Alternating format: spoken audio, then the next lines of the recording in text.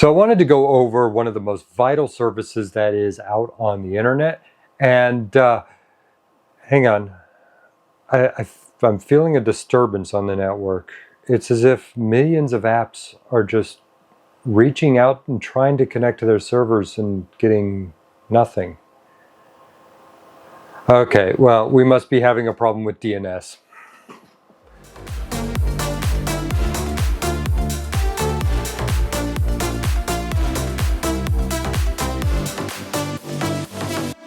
Hi, my name is Rich, and in this video, I'm going to cover one of the most vital services on the internet, DNS. And I'm going to go into what is DNS, how it works, why it is so important to the internet, and then we're going to get in there and do some configuration and set up a DNS resolver. So if you like this content, go ahead and hit that like button. And if you're not subscribed to this channel, go ahead and hit that subscribe button as well. And by the way, if you're studying for your CCNA, you're going to need to know DNS. As I said, it's a vital service on the internet. It's part of networking. So you're going to want to watch this video. And maybe you're not studying for a CCNA, but you are working on a career in tech. It could be networking. Maybe you're actually writing apps. You still need to know how DNS works. So go ahead and stick around, watch this video, because we found in recent events that when the DNS isn't working on the internet breaks. So let's take a look at DNS. So what is DNS? Well, to start, DNS stands for Domain Name System. And it is a technology that was created to make communication across the internet a lot easier for us humans. And really, because of that, it has actually grown in its scope to where it has become a requirement for a lot of technologies used on the internet today. And DNS is a hierarchical naming system that allows us to translate between domain names such as google.com or richtechguy.com, my own website, and their associated IP addresses. So Google, for instance, if you run a DNS lookup, their IP address, or one of the IP addresses you will get, will be 142.250.68.238. My website, DNS lookup on that, yields the website 160.153.0.59. Okay, so imagine wanting to search for something on Google and you needed to know that IP address and you had to go type in 142.250.68.238. I'm literally looking at my notes here because I'm not going to memorize that IP address. Okay, imagine having to just type that into your web browser every time. Okay, so, and quite honestly, that's even before IPv6 came along and resulted in us getting that. Go away, get away. Okay, so you can see how DNS has made things a lot easier for us humans. Okay, if you want to search for something on Google, you just type in google.com and there you go. You're on their website and you can enter your search, funny cat videos, whatever, and off you go. So what happens in the background in order to allow that to happen? Okay, so when you type in a domain name for a server you want to contact, in this case, we'll just use my website, richtechguy.com. Your computer will need to convert it into an IP address. Now, what it's going to do to start is it's actually going to check its own local DNS cache. And if you've connected to that server recently, you will have the IP address stored and begin sending packets out to that destination IP address. By the way, another thing that your computer may do is if it is something that is stored in a host's file, this would likely happen across a local area network that you may have computers named in a host file. It will also check that. And so if the entry is in there, it doesn't even need to do a DNS lookup. It just runs with that and goes off and connects. But maybe it's not in the host file and maybe you haven't connected to that server recently. What the computer is going to do then is it's going to reach out to a DNS server.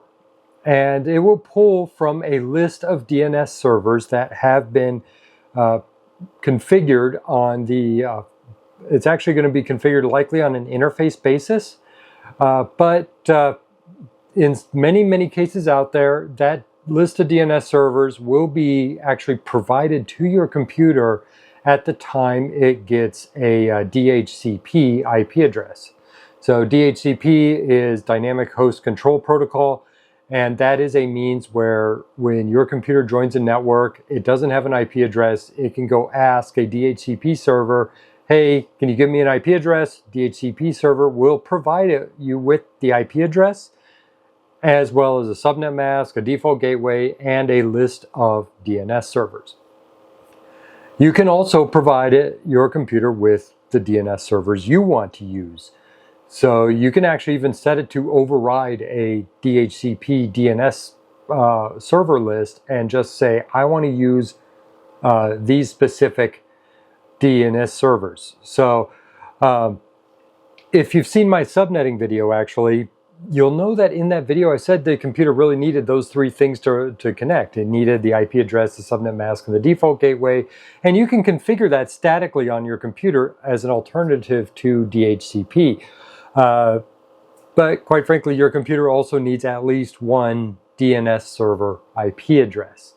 And by the way, if you haven't seen my subnetting video and you want to get an understanding of how IPv4 addresses work, I'll just go ahead and link that up there and in the description below, and that way you can go ahead and check that video out as well. Now, if you want to find your computer's DNS server list, well, on a Windows system, what you can do is you can open up a PowerShell or a terminal command, and you just type in ipconfig/all. And on each interface configured will be a list of DNS server IPs. Now, on a Linux system, there are a couple of ways you can go about doing this from the CLI.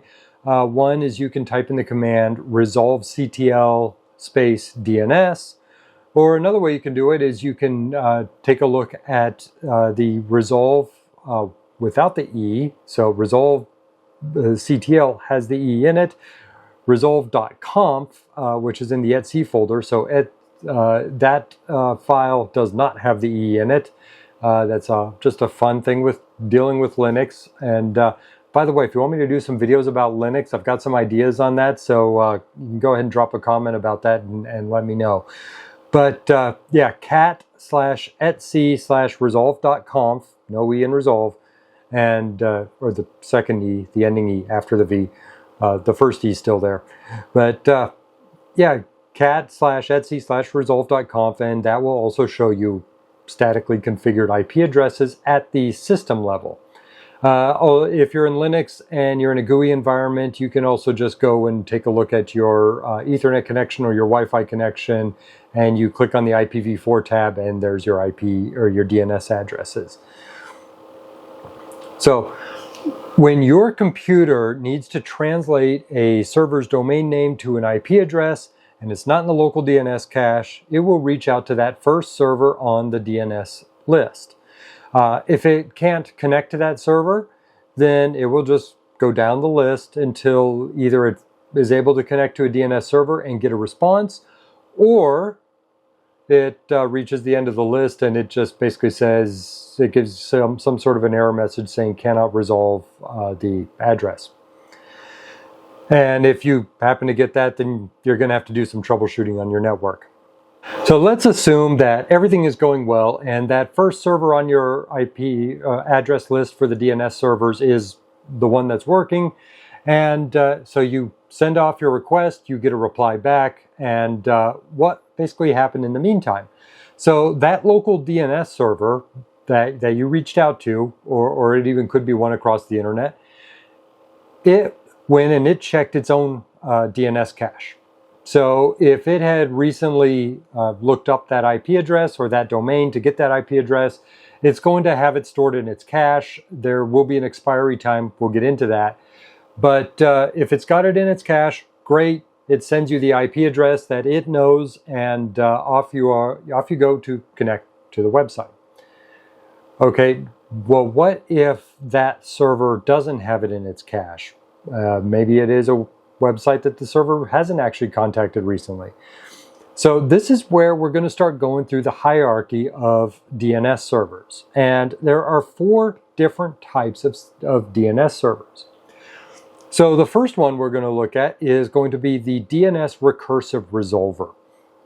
Now, this is actually one of those DNS servers that was in your IP address list. And as I've already mentioned, your computer's going to reach out to it.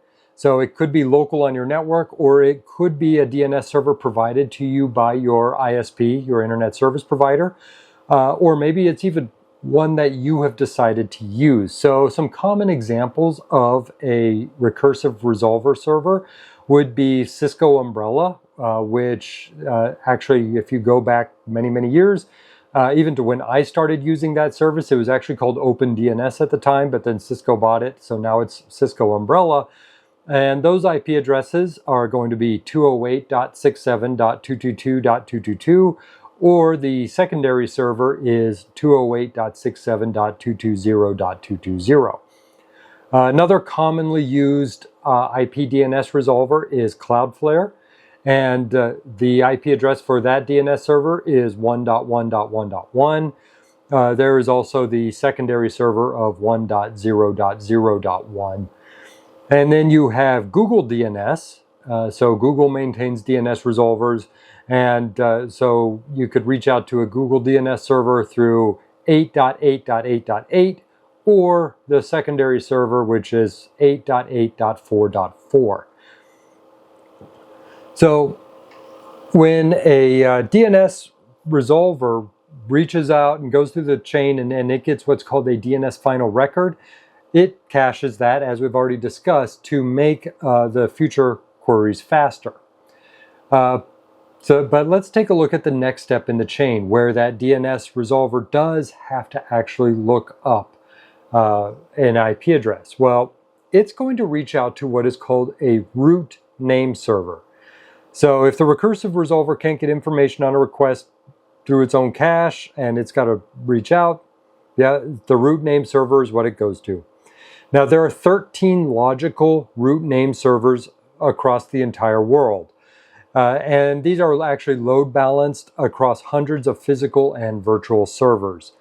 So root name servers don't actually provide IP address resolutions. Instead, what they will do is they will refer to a recursive server, or they will refer the recursive server to a TLD name server based on the extension of the domains. Now, these servers are actually hard-coded into the DNS software that is loaded onto the DNS recursive servers, and they can be found if you go digging through that software or the program that's loaded. Let's say you want to go digging through bind on a Linux DNS recursive server.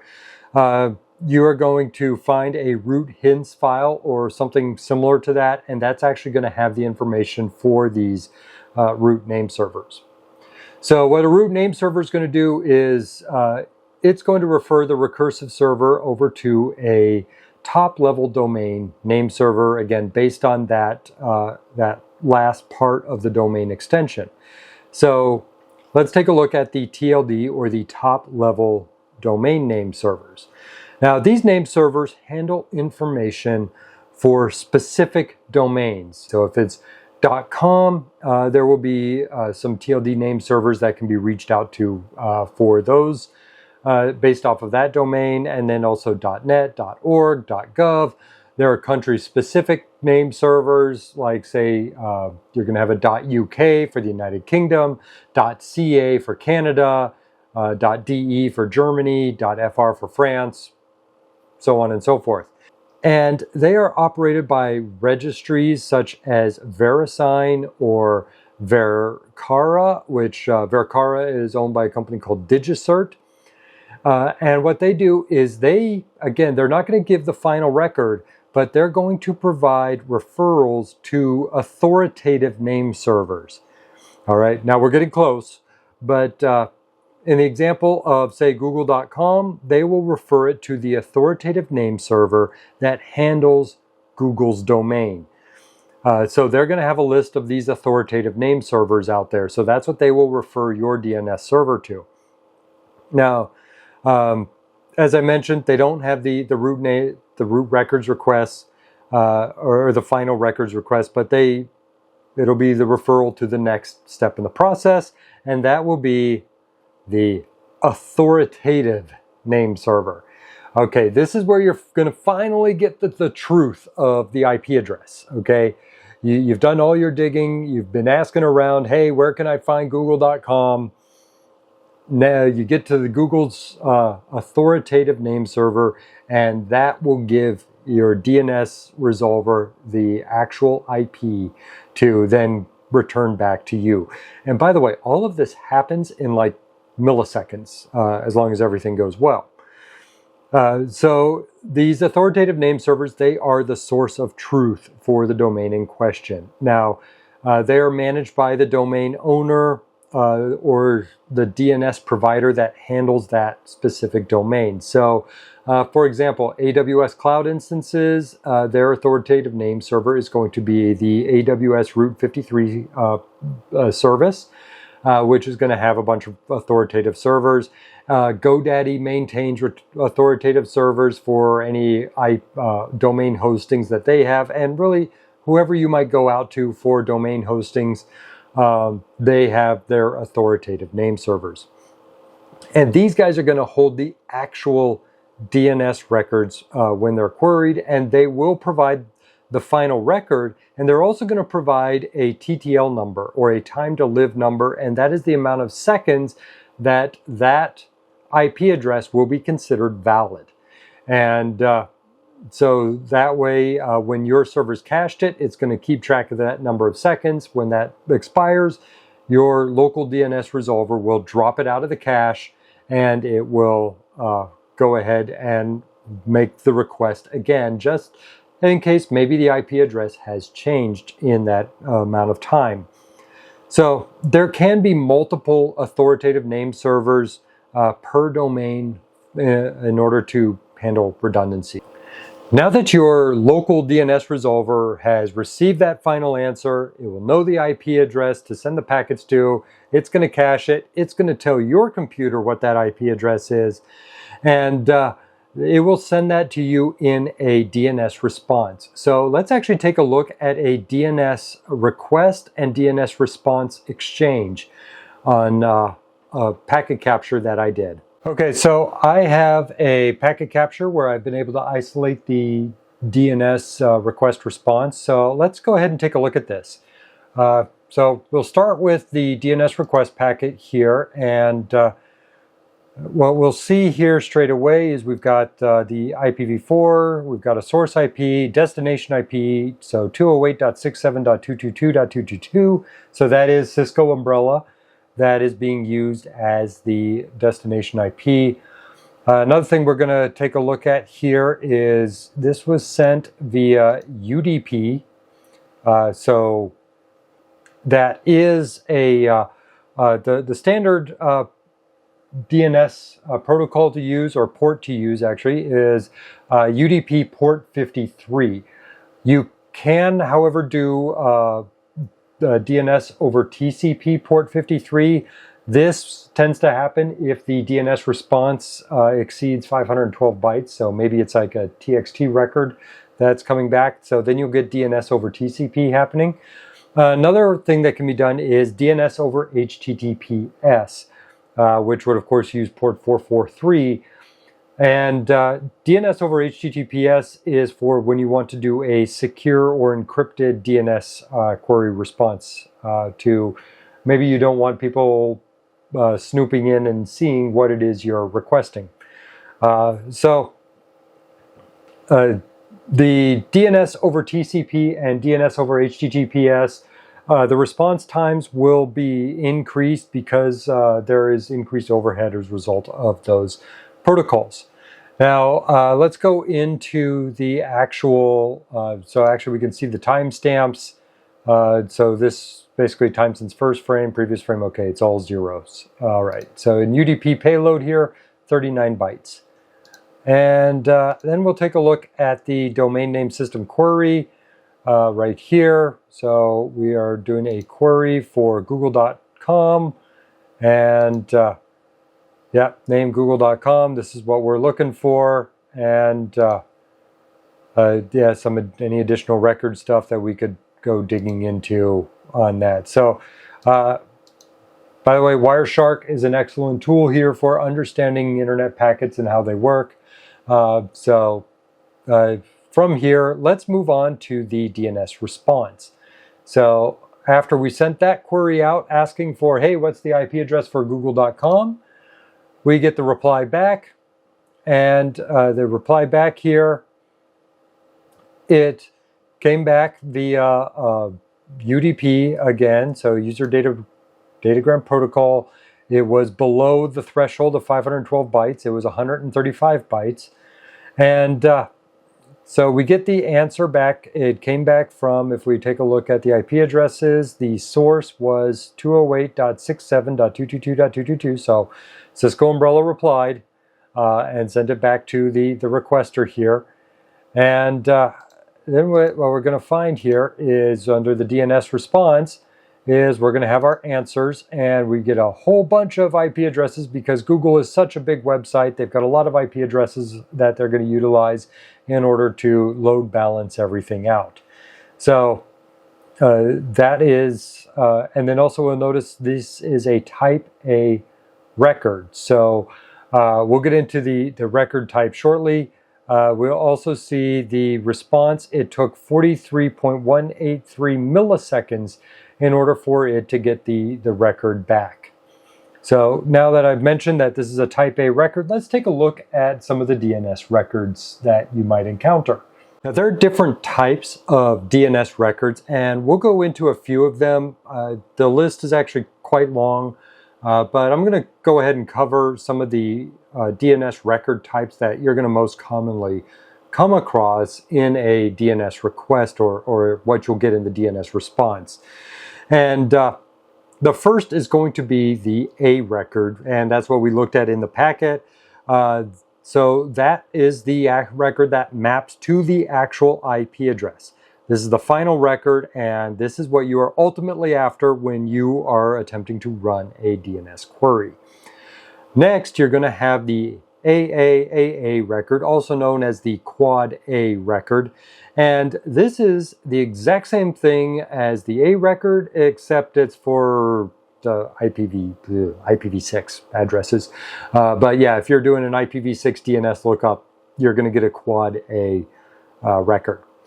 The next one out there is the CNAME record. Now, the CNAME record is basically like an alias. So if the DNS query returns a CNAME, then basically you're going to have to run that search again, only with the new alias domain name, or the name that was provided in the CNAME record. The CNAME was the alias, and so you did your request for, let's say, I'm not sure if this is exactly how it works. I would actually have to go take a look on it, but let's say you wanted to pull up Google Maps. So you did maps.google.com. There is a possibility, and again, I'm not sure, it's likely not, you'll probably get an A record if you do a request by that, but you often see that in things like subdomains, to where there's something before the big domain name. So like the example I gave was maps.google.com. That may not be a good example, but if you see, let's say service.exampledomain.com or whatever, and you run that DNS request for that, it could actually come back as a CNAME pointing to something else. And so then you have to run that DNS request for the new domain name that you've received in the CNAME return in order to finally get that A or Quad A records request. If you are managing a DNS environment, I would highly advise using this record or this type of record sparingly because it leads to multiple queries and it slows down the process. An example of where I've personally used CNAME records in managing a DNS in an environment is dynamic DNS. So dynamic DNS is something that it's a way of allowing DNS to happen in DHCP, because a lot of ISPs out there, internet service providers, they will assign your connection to them a DHCP IP, and that could change. But maybe you want to still be able to use a DNS in order to access your end of the connection.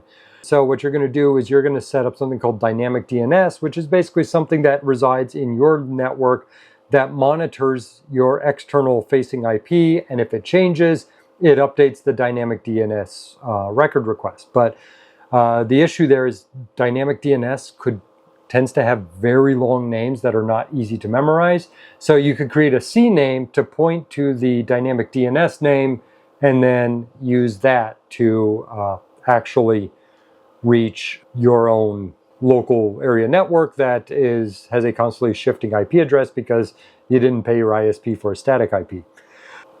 The next record we're going to look at is the MX record. Now, MX stands for Mail Exchange, and so this is a record that will provide the host name and a priority number for an email server.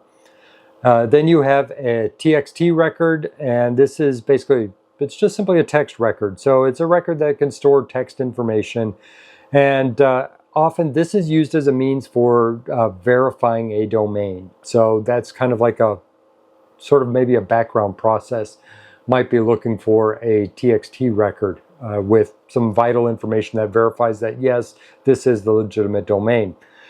Then you have NS, or a name server record, and so this identifies the name server that has authority over a domain or a subdomain. So when you're looking for that final authoritative server, that's where an NS record might get returned. And then another one out there that is very important is a CAA record, or a Certificate Authority Authorization. So when you're doing stuff with encrypted communications, SSL, secure socket layer, you're going to have to generate a certificate, get it validated by CAA authorities. And so that is where you're going to get these CAA records that says, yes, this is the certificate authority, so you can verify that authenticity of that secure certification in order to establish your SSL communications. Now, another thing to note is that all of these records are returned with a TTL, or a time to live in seconds. I've already talked about that a little bit in this video here. But that basically tells a DNS resolver or your local computer how long to store that record in cache in order to make sure that it's constantly got the updated information. So say like in that dynamic DNS example I gave earlier. So that way, when that cache number in seconds reaches 0, it's going to drop it out of the cache, and so you're going to have to go run that check again for making sure that you've got the current records of DNS for that domain.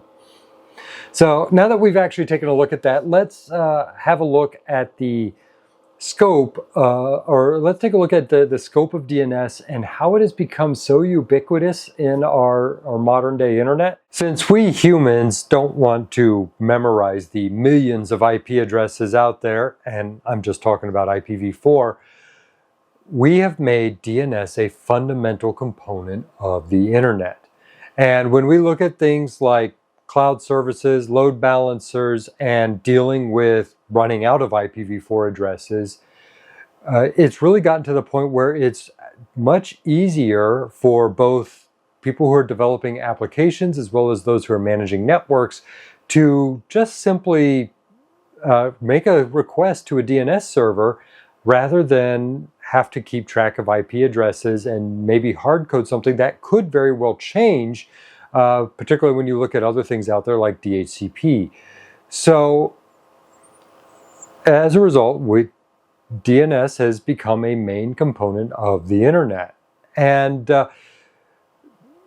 we recently, as of the time of this recording, we've got an example of what happens when DNS fails. And it quite literally broke a huge portion of the internet from a global standpoint. So what I'm going to talk about here is on October 19th/20th, it was kind of right around that point, I believe it was more October 20th, the people suddenly could not connect to applications out on the internet, or they couldn't go to certain websites. Now the culprit turned out to be AWS, or more specifically, it was the instance of AWS that is AWS East 1. And this particular instance is handling a huge workload of a lot of large applications out there. And what ended up happening was there was what is called a DNS race condition on AWS, specifically relating to Amazon's DynamoDB service. So what I'm going to talk about and go into this is actually based off of an outage report that was published by Cisco Thousand Eyes, which I will link to that report in the description below. You can go read it for yourself. It is a very interesting read as to what exactly happened, but I'm going to go ahead and give a summary here. So to understand how this works, we have to look at how AWS manages DNS, and it does it in two different components. So the first is going to be the DNS planner, which monitors load balancers in the cloud environment and builds DNS plans for service endpoints that can make decisions on which load balancers receive traffic and the appropriate distribution of that traffic. Okay, the second part is the DNS enactor. And the DNS enactor actually it's a series of nodes or services that run independently and redundantly. And they do that across different AWS availability zones. Now, as I said, we're talking about AWS East 1 here. But the enactors implement the plans that are received from the DNS planner and provide updates to AWS Route 53, which we've already discussed is one of the authoritative name servers out there. And this is the authoritative name server specifically in regards to AWS. What was going on was we had a DNS enactor that was applying a plan update, but it was experiencing some delays. And in doing these delays, there were connection retries on some of its endpoints. And so as it's trying to work through that process and straighten that out and get things working again, there was a second DNS enactor that received a new plan from the DNS planner, and that DNS enactor was able to apply the plan much faster.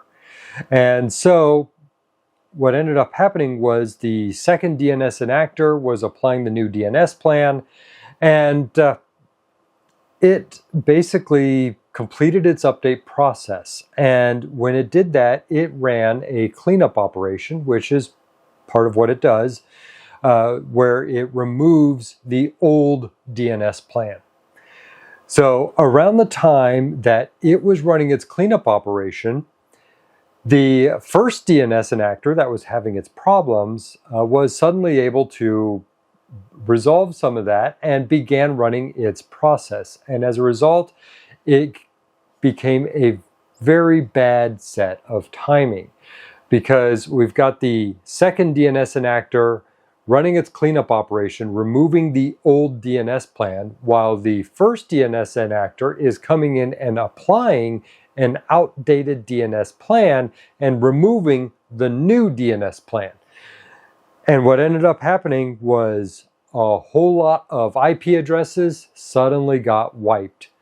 And specifically IP addresses relating to that DynamoDB service on AWS East 1.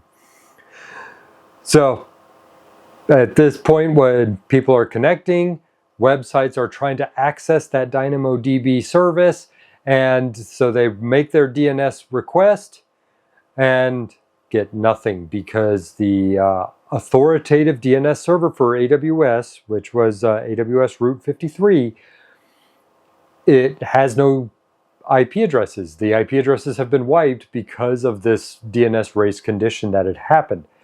And so that basically results in name could not be resolved, no IP address is provided, and we're stuck. Okay, so websites start breaking.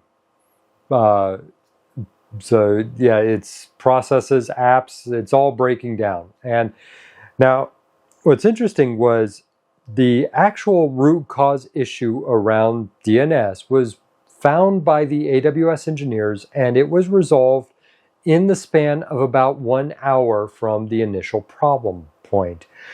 But the other problem that we ran into is all of these websites, all of these apps, background services that were running, automated services that were running to update websites or keep them current. They essentially built up a backlog. And so when the DNS started working again, and the IP addresses were restored, and suddenly they're able to start connecting, the services on AWS East 1 just got slammed with a massive overload and bandwidth issues because of that backlog that just suddenly started hitting them over really 1 hour of time.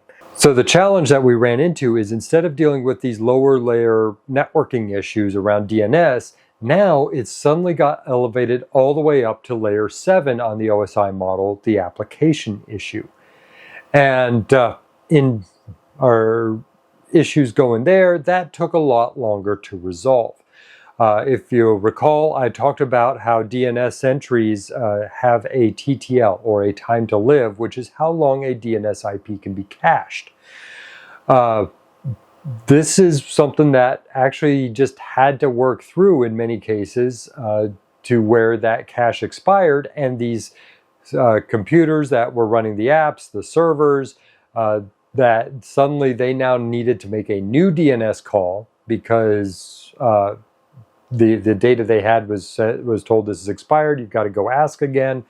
And once they started doing that and getting the new DNS information, that's when things started to finally work. And it really took little bit over 24 hours for everything to get resolved on the application side because of a 1 hour outage on the DNS side. So what did we learn from this? Well, we really learned that first of all, there seems to be a massive reliance in the modern internet on just a few big cloud providers. And even worse than that is we have a over-reliance on very specific availability zones within these cloud providers, okay? I myself, actually, if you've watched my subnetting video, you'll see I have a subnet tool, a practicing tool. I actually run that on AWS, but I run it on a different availability zone from AWS East 1. So while this was going on, I was okay. I had no issue with my website and the service that I'm running there. So, but you know what? Maybe the next time there's an issue, it could be the availability zone I'm using. And then I've got a problem that I'm going to have to work through.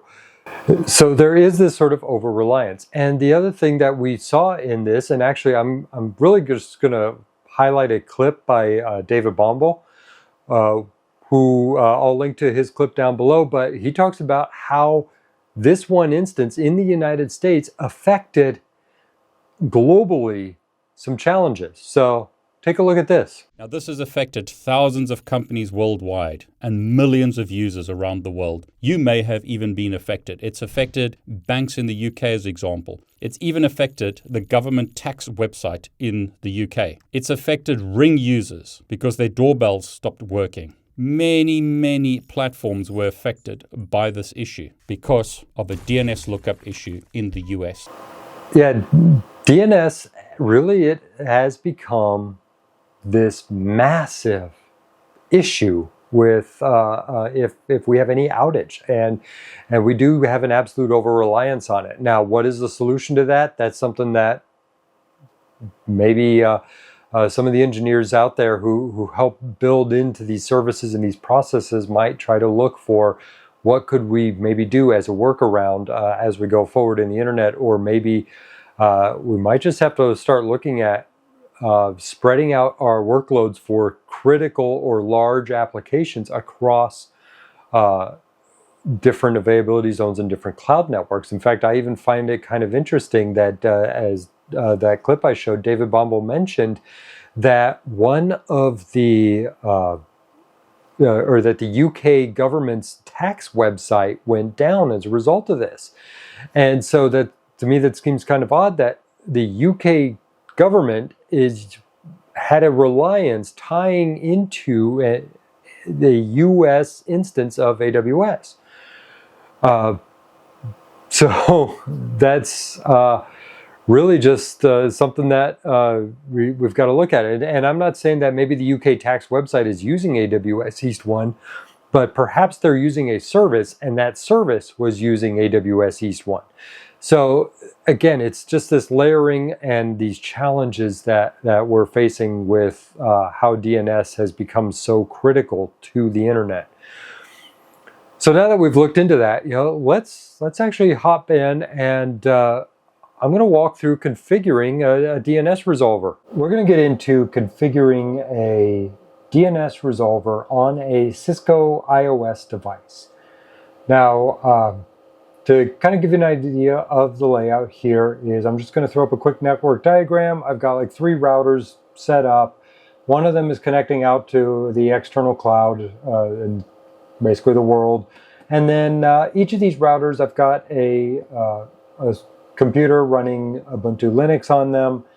And so what I'm going to do is I'm going to set up that router that is connected externally, which, by the way, it's set up with a NAT configuration, so everything inside is behind the NAT. I'm going to set that router up to basically be a DNS resolver for the computers in that network. So let's get into that. Okay, so to start, what I'm going to do is I've already logged into the router here. I was just doing a quick lookup of various show commands, but anyways, we're going to go ahead and start by our usual way of doing this thing, where we're going to say conf t, so we can go into config mode, and then I'm just going to say IP DNS server. Okay, I've now activated the DNS server on this particular router. So what I'm going to do now is I need to give it some additional information. Now, some of it I've actually already provided. So one of them is that I've given it its own, I've told it what domain it is. Now, I'm using a .local domain, which is basically, it's something that's not going to go out across the internet, and there are no top-level domain servers out there for .local. But it's just basically going to be, really it's IP domain name, and then the domain I gave it was rtgnet.local. Actually, I've just re-given it the name. Doesn't matter. That's what was in there beforehand. But there's that. Another thing that I actually did for this, and I'm going to actually kind of show it here, is I'm going to do an IP or a show. I'm in config, so I'm going to say do show IP interface brief. All right, so it's going to bring up a bunch of the IP interfaces on here.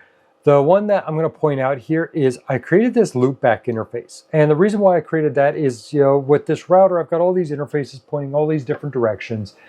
And so what I'm going to do is, or the thing that I'm going to run into here is that all of those could potentially be the server or the IP address for this as a DNS resolver.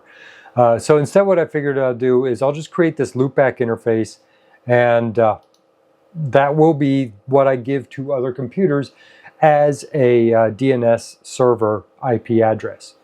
Okay, so I've created that. Now let's go ahead and I'm going to say IP name server. Okay, so what I'm going to do with the IP name server command is I'm basically giving it a list of name servers that if it doesn't know what the IP address is on the request, these are the servers it's going to go talk to.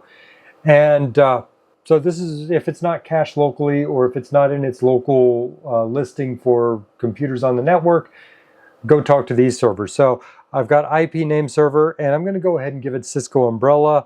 So I'm going to say 208.67.222.222, and I'm going to space and 208.67.220.220. Okay, so next up, now that we've got that loaded in there, is I want to basically provide it something to prevent it from being overloaded with forwarder requests. So I'm just going to go ahead and say IP DNS server queue limit forwarder, and I can give it any number of 0 would be no limits, but then 1 and 1 million.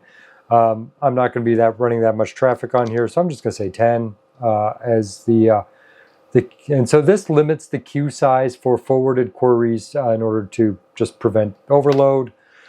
And now what I'm going to do is I'm going to say I want to give it some listings of local servers, mainly these Ubuntu computers that are running on my LAN, so that way I can then have these guys talk to each other based off of their DNS names. So one of them here is going to be, I'm going to say IP host, and this is where I'm going to go ahead and give it its name. So this is going to be RTG-DNS-Ubuntu-1. And then I'm going to go ahead and give it its IP address. So we'll go ahead and do that. 172.20.50.50. All right. And I could also feed it additional IP addresses if it was using them, but I can just go ahead and do that. Let me go ahead and add a couple more of these here. And we're going to do RTG lab-1 20.51.10 and one more.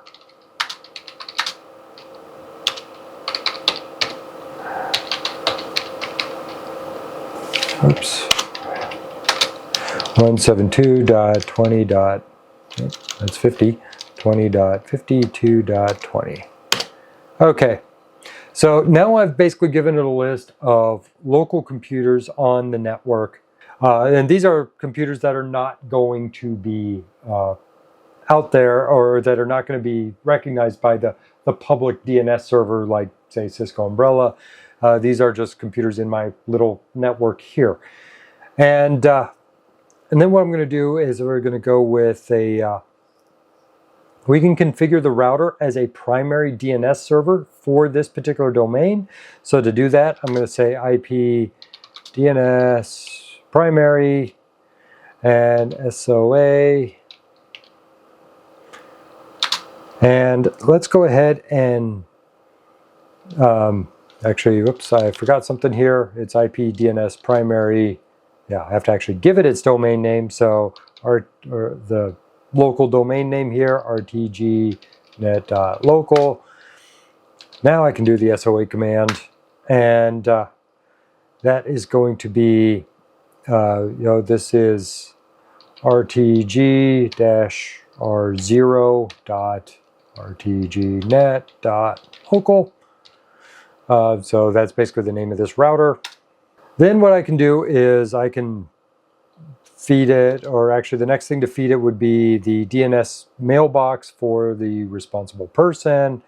We'll just go ahead and say admin.rtgnet.local. Okay, now I could end it right here. Otherwise I could do refresh time. So like say 3600.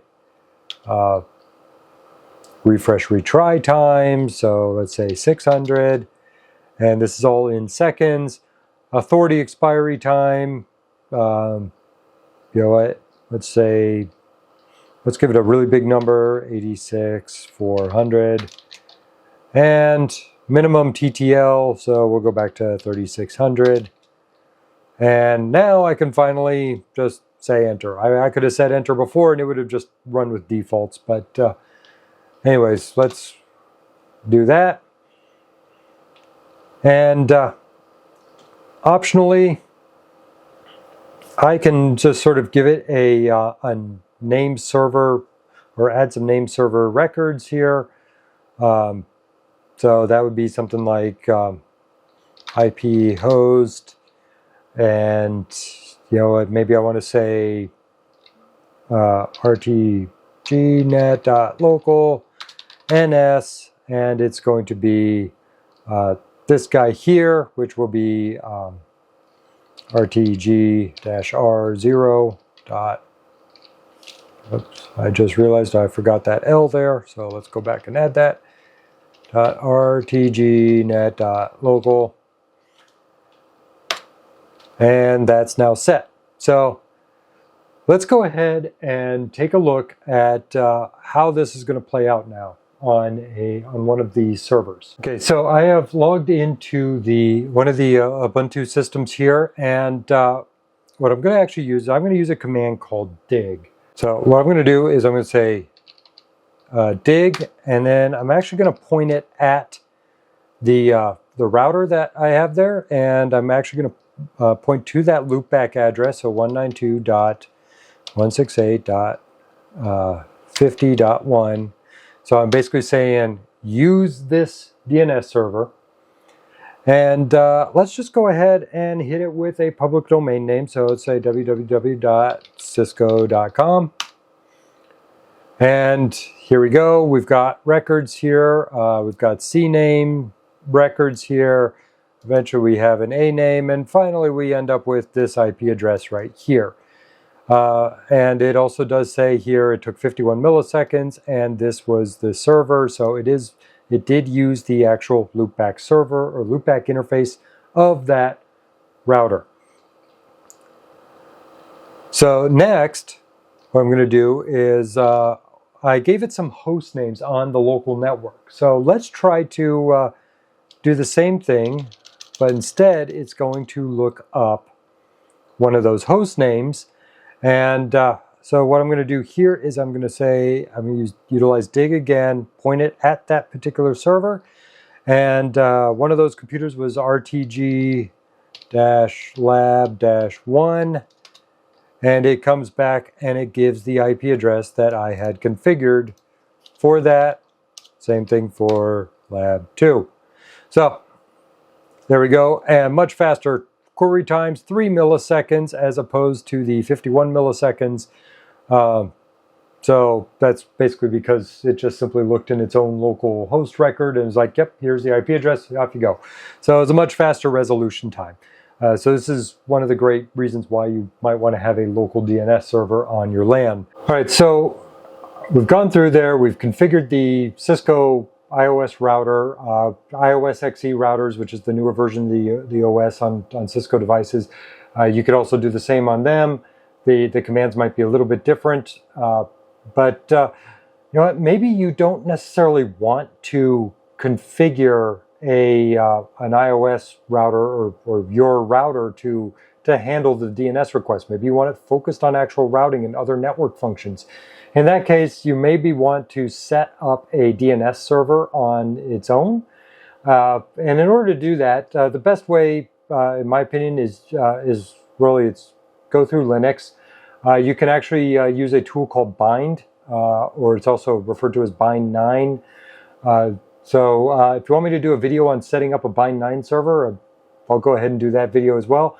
But just know that that is a great tool out there for setting that up. And actually Bind is a lot more powerful really than I would say using the iOS utilities.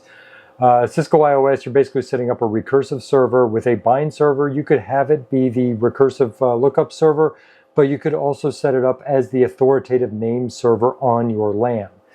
And that gives you a lot more power. So yeah, that's just a quick overview on creating an iOS server, and yeah, consider using a Linux system running Bind. So I hope you have a much better understanding of DNS and its workings, and yeah, now you can even set up your own DNS server on your own network. But If you got a lot of value out of this, please, if you haven't done so already, hit that like button down below. And again, if you're not subscribed to this channel, why not? You've made it to the end of this video, you like this content, go ahead and hit that subscribe button as well. And that way you won't miss future content that I put out. I've got some great tutorials planned. And I'm also going to go ahead and place some links to some learning resources down in the description below. So go ahead and check those out. Those are going to be affiliate links, so do with that information what you will. And as always, keep learning, keep improving, keep studying, and I will see you in the next video.